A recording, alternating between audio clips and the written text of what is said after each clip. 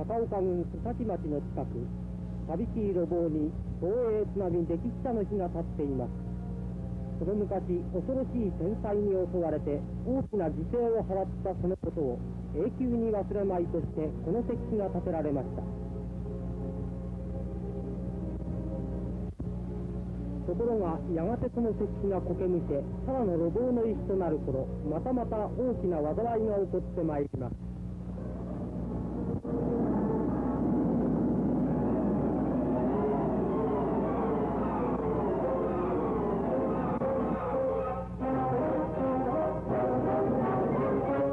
記録によれば最大振幅50ミリ以上、関東大地震をしのぎ、東映安政の大地震に次ぐ大きな地震でありました。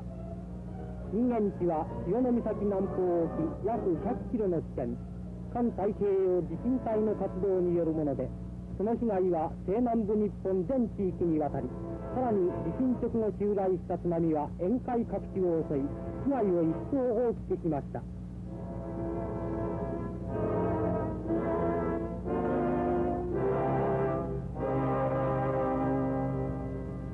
中でも高知県の被害は最大で、ほとんど全県下にわたりその災禍を被りました。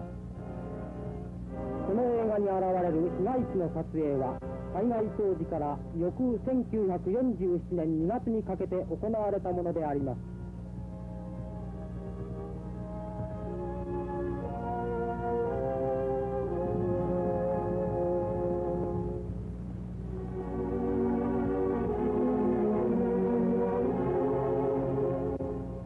このような大きな被害、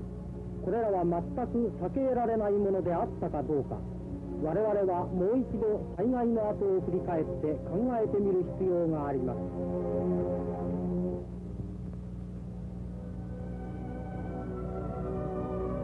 高知市は人口14万余り、町の大半は戦火に打ち壊されていましたが、その上今度の地震でまたひどい災害を受けたのであります。災害は下地牛尾地区にひどく、地盤の沈下は1メートル半に及び、葛島ほか数カ所の堤防が決壊したため海水が侵入、町から付近一帯の田んぼにかけて約1000丁部が海となりました。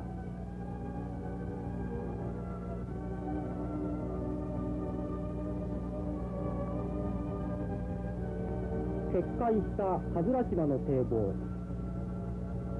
ここから海水が町に侵入して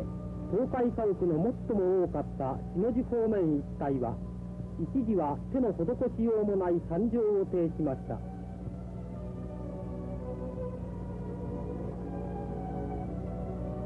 周り中海となった町で、人々は引き続く余震に怯えながら恐怖と寒さの中に不安な数日を送ったのであります。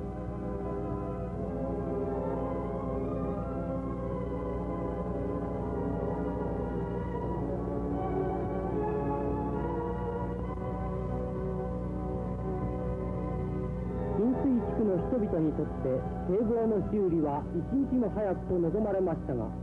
工事はなかなかはかどらず、人々は水の中に喜びのない新年を迎えたのであります。明けても暮れても水の中の生活は、災害の復旧に立ち上がろうとする人々の気力をさえ弱めました。結局高知においては、直接地震そのものの被害よりも堤防の決壊によって受けた被害の方がはるかに大きかったのであります。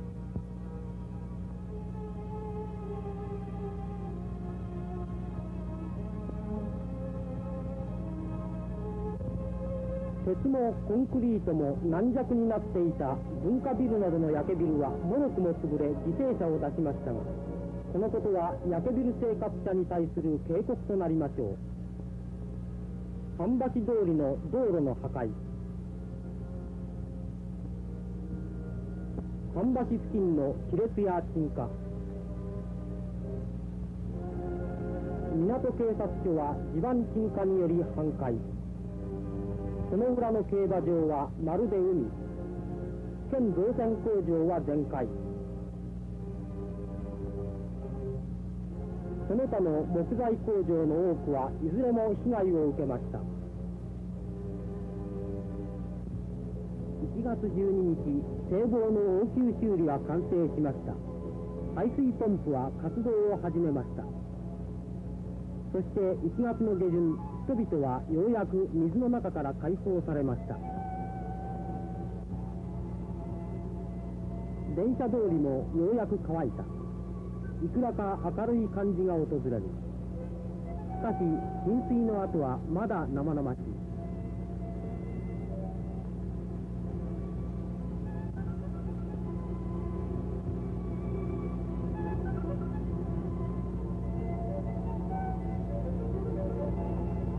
人々は全く打ち壊された中から立ち上がり、後片付けや復旧に忙しくなる。2月に入ってぼつぼつ新しい家が建ち始める。しかし配給の材木では量が少なくて家は建てられない。闇資材による闇建築はあちこちに立つ。一方、当局の臨時応急住宅はやっと2月の初めになって70戸の建設が始まりましたが、基地南から溝や道路などを利用している始末。これでも1戸5坪、工程で7500円と言われています。しかしこれだけでは多くの罹災者を収容することは到底できません。闇資材の買えない多くの人々は依然として寒いバラックや収容所の生活を続けています。しかもこの地区の人々にとっては大きな問題が残されています。それは堤防の問題です。もともと海より低かったのが今度の地震でさらに沈下したので、堤防はこの地区の人々にとってはまさに生命線であります。しかも堤防の修理はあくまでも応急のもので、他の箇所もまた傷んでいるに違いありません。とすると間近な雨季までに堤防が完全に治らなければ、また同じような災害が人々を見舞うでありましょ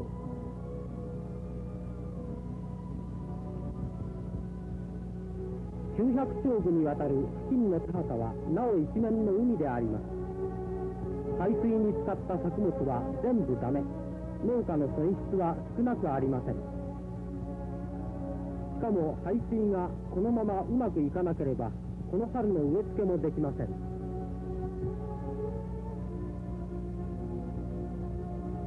農事試験場では排水の引いた後の田畑の土の塩素含有量の調査を行っています。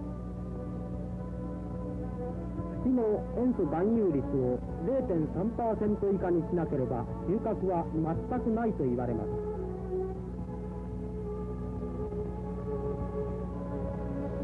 この塩分を早く除くためには、田んぼを平畝より高畝にした方が良いと言っています。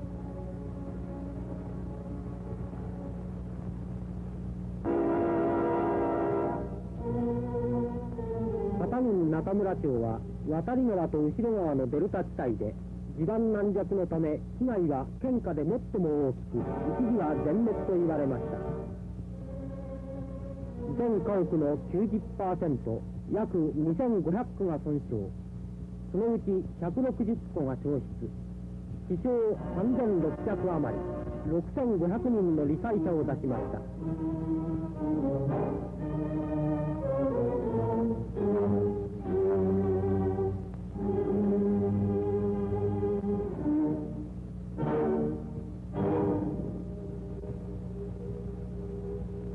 以前は毎年洪水に襲われていたので、土台がすでに腐っていたことも被害を大きくした一原因と言われています。上が重くて下だけが潰れた2階建て。土壌作りは地震に弱い。ただ一つ無事だった鉄筋コンクリートの銀行。3階建てが皆助かったのは、鉄棒の筋交いが通っていたためで、耐震に対する配慮は重要であります。片市町をはじめ観光庁の被害も多く、国民学校も全壊しました。幸い地震が夜明け前であったため、児童に支障はありませんでした。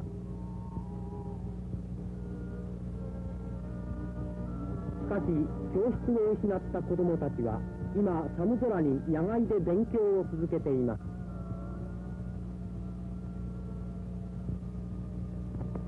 中学校も半壊しました。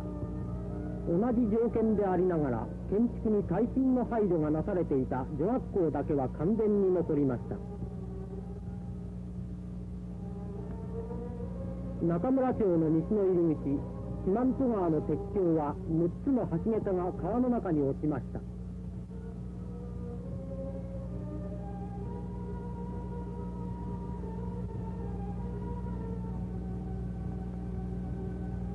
地球の孤立と橋桁の連接部の不備が原因とみられ、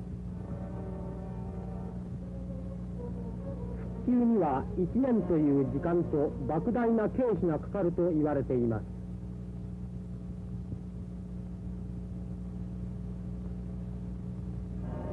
中村町を挟む2つの川の堤防は至る所破壊しました。雨季を控えてその復旧工事は急がれています。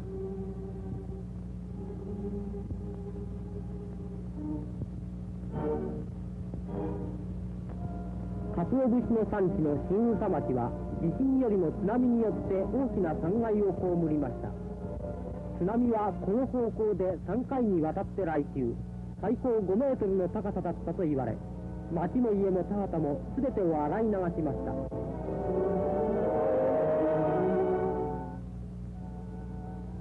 3300メートルの堤防が崩れ、300隻の漁船が流出、地盤の沈下1メートル余り、田畑は全部砂浜となりました。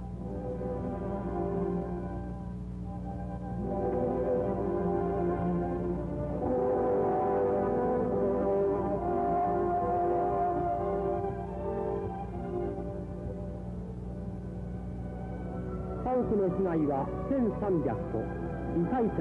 6250名。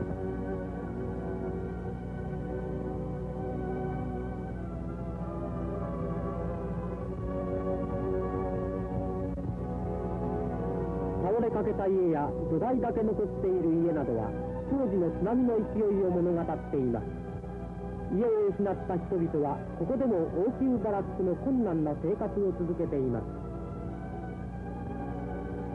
ところがすぐ隣の2位の部落は安定の津波の経験を生かして丈夫な堤防を築いていたために何らの被害も受けませんでした。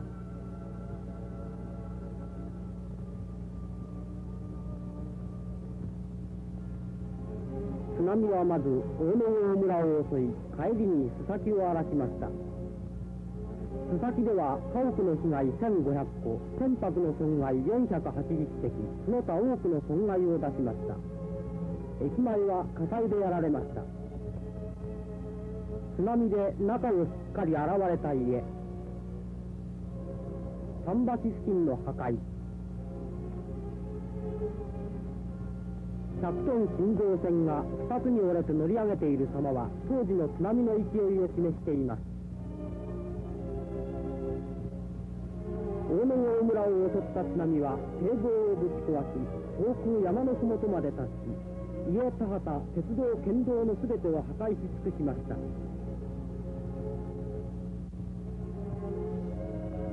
大きな船は当時押し流されたもの。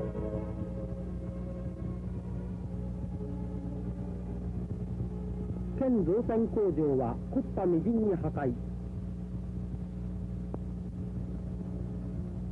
多くの木材が付近の田畑に流し込まれ、この流出木材6000億、損害2000万円。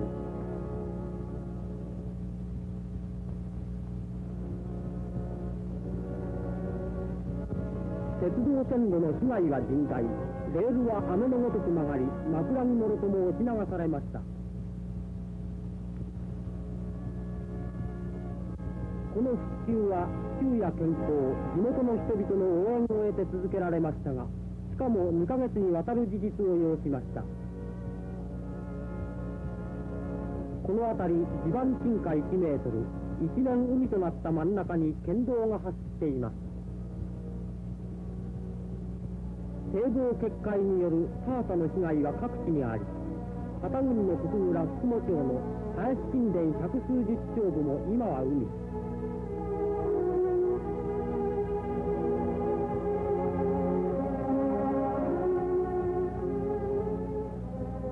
小尽村でも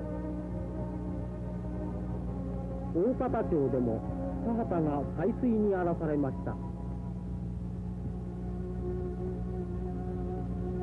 旗郡の玄関下田港の被害も多く、新丹木材の輸送が停止しました。東の県境菅野浦町は津波により田畑を荒らされ、橋を流されました。野々町では家屋の被害甚だ多く、一部落中村は全滅しました。崎浜港は船だまりの被害と隆起のため、新丹の輸送にも漁船の出入にも支障をきたしました。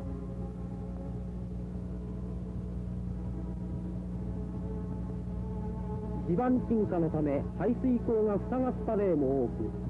長岡郡東地村では付近一帯の水田に植え付けの見通しつかず、農民は困っています。秋郡東川村の五丁部にわたる山崩れ、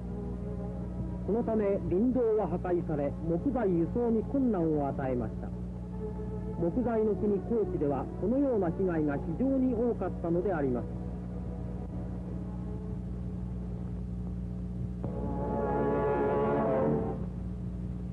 日本八景の一つ室戸岬は大地震の度ごとに岩が多くなって美しさを増すと言われていますが、このことは地殻の変動を物語るものであります。岬の突端にある海賊道、ここは大昔波に洗われていたところでありますが、現在ここから水際まで250メートル離れています。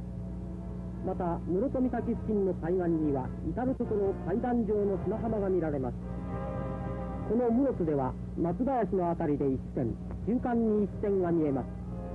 さらに松林の向こうにも一つの段がありますが、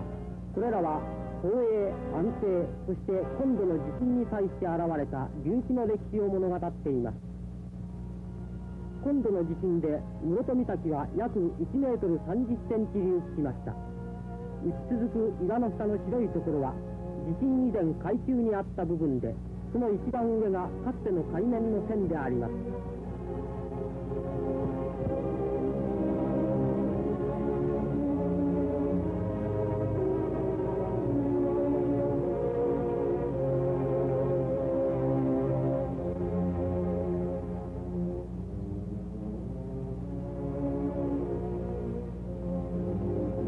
同じ現象が西南端足摺岬にも見られます。ここは約1メートルぐらいの隆起と言われています。結局今度の隆起は東南端の室戸岬と西南端の足摺岬とを結ぶ線に沿って隆起したものであって、四国の地質的構造の一端を示すものであります。新たに海上に現れた岩、貝の死滅したからで白くなっています。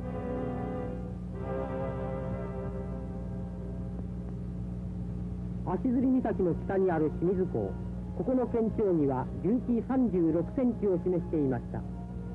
港の隆起の著しい例は室戸港にも見られます。ここでは約1メートル10センチの隆起で、港の底が浅くなり、大きな漁船は出入できなくなりました。岸壁の黒いところが以前海中にあった部分です。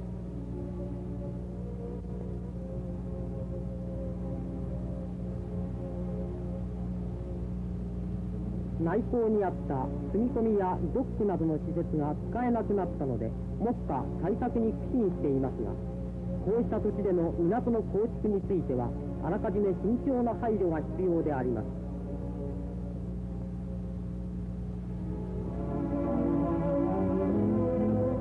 地震後の調査活動は極めて重要であります。この調査活動によって我々は新しい地殻の活動状態を知り、地震の予報ができるようになります。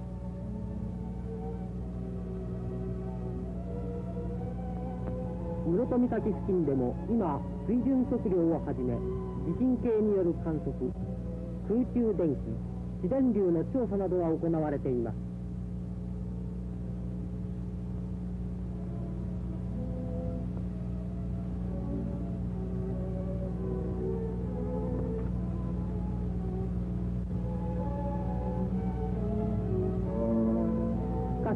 現在のような気絶の状態ではもちろん十分ではありません。少なくとも今度の高知県の被害、28億円の28分の1の費用をこれらの研究施設や活動にかけたとしたならば、被害を非常に少なくすることができたはずだと科学者は言っております。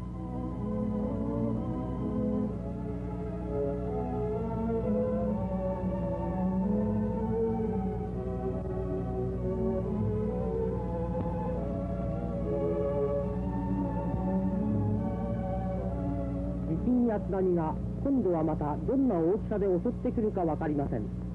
だから天災を予測するだけにとどまらず、あらかじめ天災に対応する防備施設を作ることが必要であります。毎年室戸台風に襲われる津呂では強固な堤防を作り、岩盤に直接家が建てられております。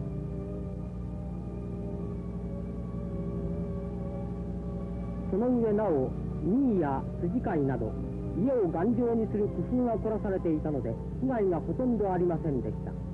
この実例を忘れてはなりません。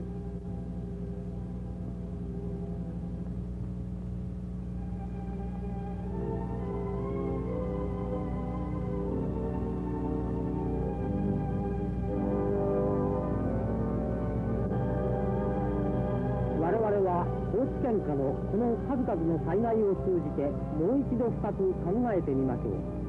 人々の生活を幸福にするために。天災は単なる災いではありません。